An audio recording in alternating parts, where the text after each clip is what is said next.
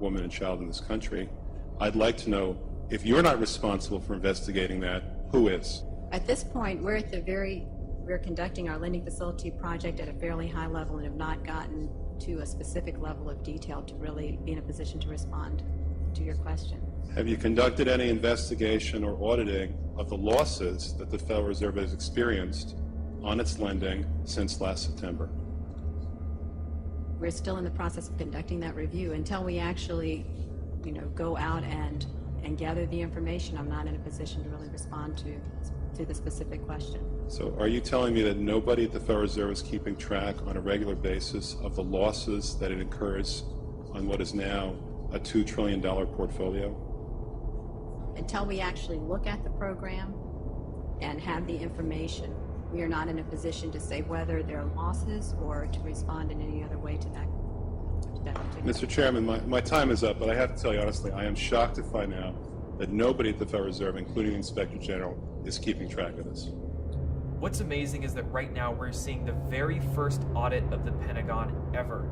And this audit could very well begin to expose the trillions and trillions, upwards of even 21 trillion, if not more money than that, begin to be exposed. And we might even find out very soon where all this money actually went. Let's go back now to the LIBOR scandal that happened in the wake of the 2008 economic collapse. LIBOR is an acronym that stands for London Interbank Offered Rate. And what we're finding is that these too big to fail banks are only appearing to be in competition with each other. The LIBOR scandal revealed that these guys are calling each other on the phone, colluding about how to rig their own interest rates so that one appears to be winning, one appears to be losing, but they're actually like branch offices of a single larger corporation. All of the apparent competition, oh, these guys' stock is going down, oh, it's a bloodbath. No. They're doing all this together. They're competing only on paper when in fact it's collusion. This is financial organized crime on such a massive scale. How can you arrest all the banks? They're too big to fail.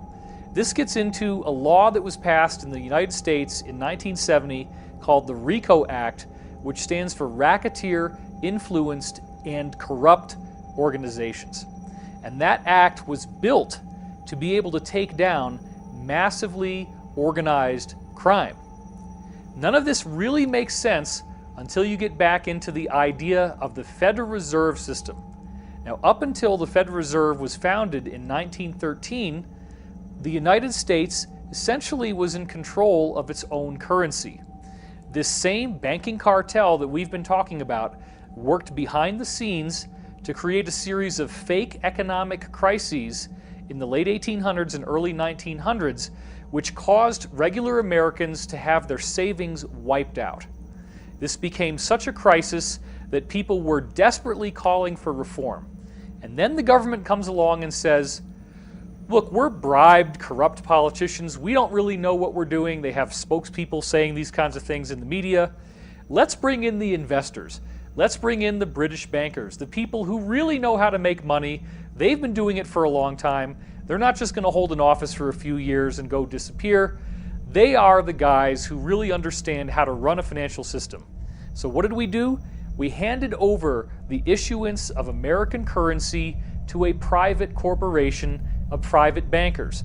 When you see Federal Reserve note on the US dollar, that means it's printed by the Federal Reserve. The Federal Reserve, since they came into power just over a century ago, has eroded the purchasing power of the US dollar by 99%.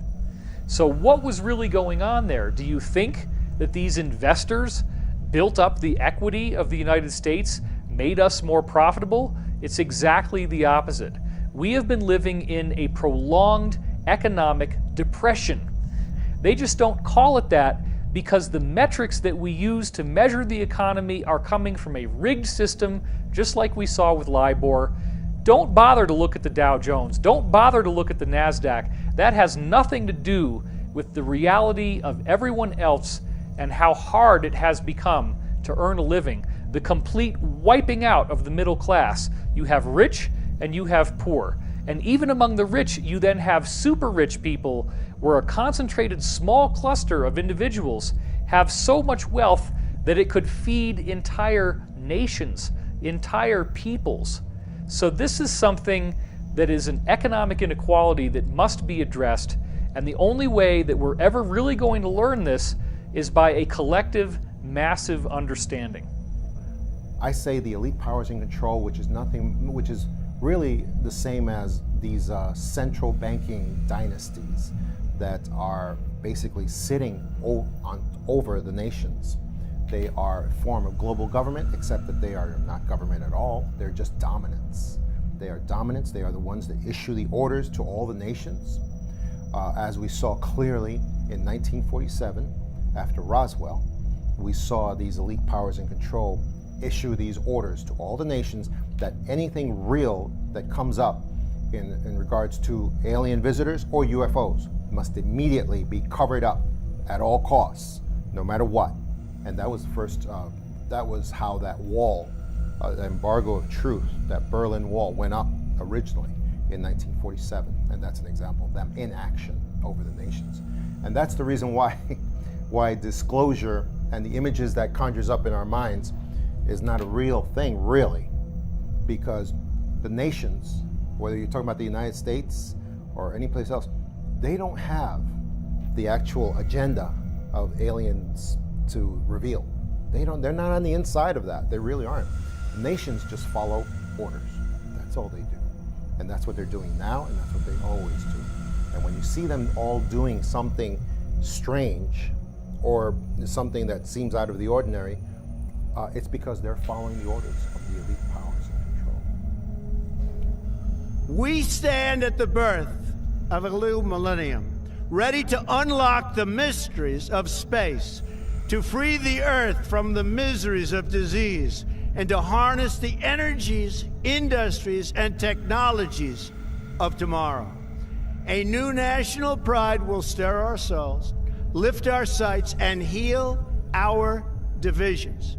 It's time to remember that old wisdom our soldiers will never forget, that whether we are black or brown or white, we all bleed the same red blood of patriots.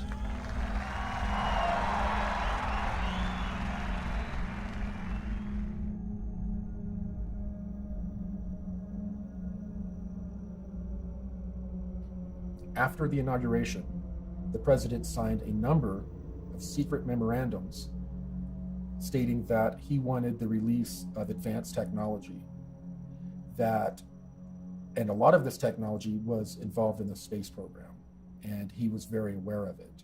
We know that President Trump is aware of advanced technologies because his uncle was the one who went in and cleared out the safe of Tesla after his death. So we are fairly sure that President Trump grew up bouncing on his uncle's knee, hearing stories of free energy. Aside from the Secret Space Program Alliance, we have a different alliance. It is made up of all of these countries that have been fighting against this cabal for 50 years or so. It is also made up of various military groups that have broken away from the cabal, such as elements of the United States military intelligence groups have broken away and have been participating with a lot of other breakaway groups in trying to overthrow the cabal who took over the United States back in the 1960s, around 1963.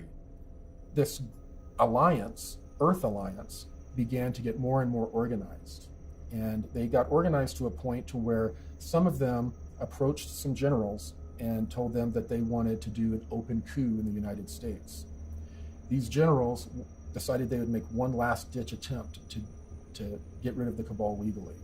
And that's when they approached Trump, allegedly, to run for president and allow them to legally get the country back, basically. The Alliance is an international group. It is a confederacy. There are lots of different factions, some of which agree, some of which do not agree About the only thing that they all have in common is they want to see this